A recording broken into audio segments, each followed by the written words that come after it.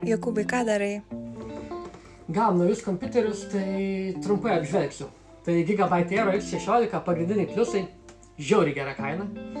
Nieko tame kainos rėžė nėra, net nekalbant apie tai, kaip jis sukonfigūruotas, tai su Ryzen AI 7 350 procesorium iki 5070 vaizdo plokštė.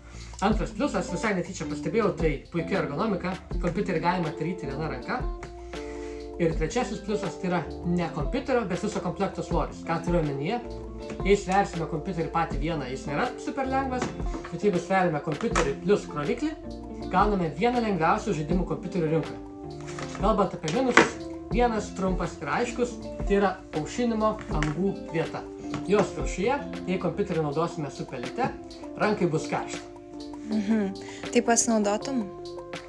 Jeigu būčiau gameris, turbūt naudočiau, bet dabar esu įstrigęs Apple ekosistemoje su iPhone'u, su AirPod'ais, su Apple Watch'u, tai tiesiog neturiu pasirinkimo ir net nevertinu.